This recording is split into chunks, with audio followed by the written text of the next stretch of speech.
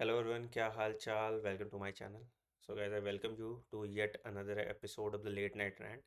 मैं ये हर साल आखिरी के दिनों में करता हूँ एग्ज़ाम के, जिससे आपका मेंटल हेल्थ ठीक रहे और आपकी प्रिपरेशन स्ट्रैटेजी भी इन्हांस होती रहे। तो आज हम बात करेंगे आपके आखिरी के दिनों में पैनिक से कैसे डील करें, और आखिरी के दिनों में कैसे ये सिलेक्शन होगा या नहीं होगा उस अनसर्टेनिटी को दूर करके रखें। तो बेटा, मेरा सुझाव आपको यही रहेगा कि आप ओवर थिंक करना छोड़ दीजिए।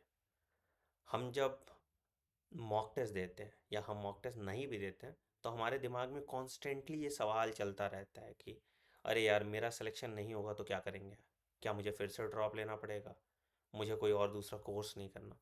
तो ये सारी सवाल आपके दिमाग में आते रहते हैं, और इसका जवाब आपके पास भी नहीं है, इसका जवाब मेरे पास भी नहीं है, क्योंकि ना फ्यूचर आपने देखा ना फ्यूचर मैंने देखा।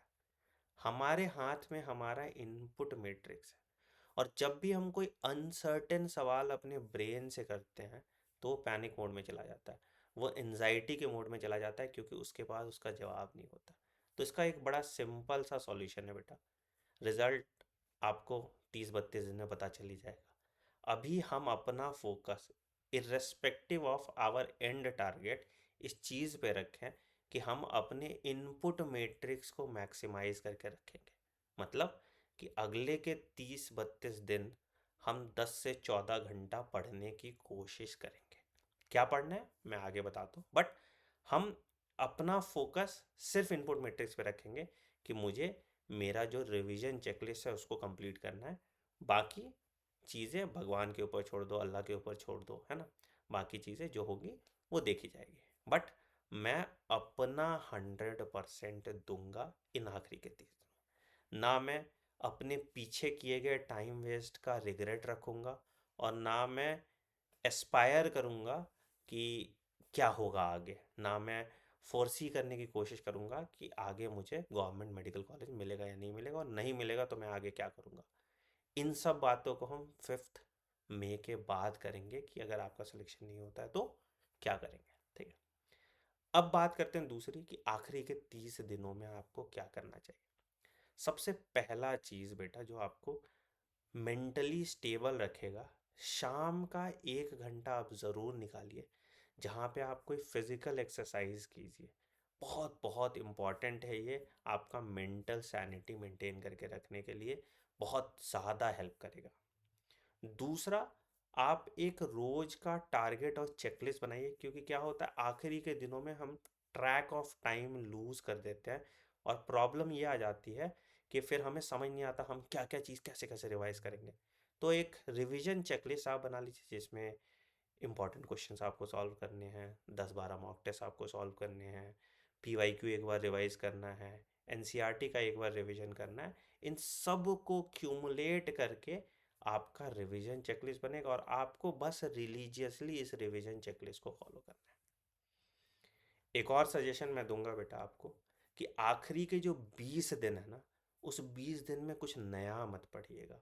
मेजॉरिटी फोकस क्वेश्चन प्रैक्टिस और टेस्ट सीरीज पे दीजिएगा, और उससे भी इम्पॉर्टेंट उस टेस्ट सीरीज का असेसमेंट कीजिएगा। मतलब अगर आपने मॉक टेस्ट दिया, तो मॉक टेस्ट में आपने किस तरह की गलतियाँ की, क्या वो सिली मिस्टेक था उसको भूल जाइए। क्या कॉन्सेप्चुअल मिस्टेक था तो आप उस कॉन्सेप्ट को फिर से ढंग से पढ़िए, और उस कॉन्सेप्ट के टॉपिक वाइज क्वेश्चन कीजिए।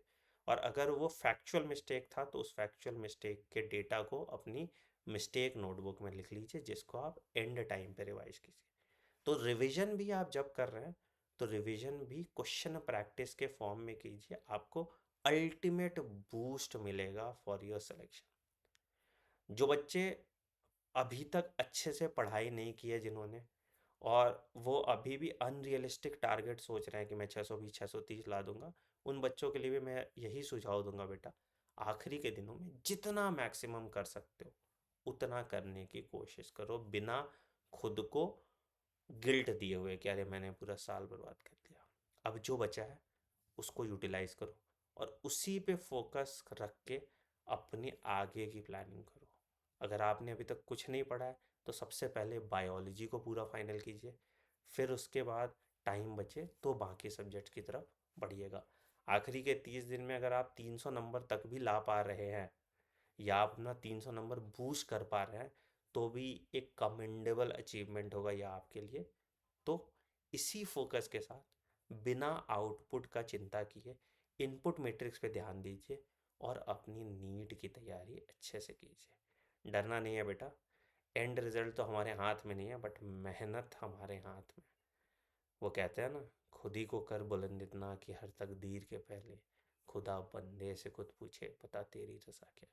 तो शांति से पढ़िए, कोई दिक्कत है मैसेज कीजिए, मैं उसका सॉल्यूशन बताऊंगा आपके लिए। Thank you.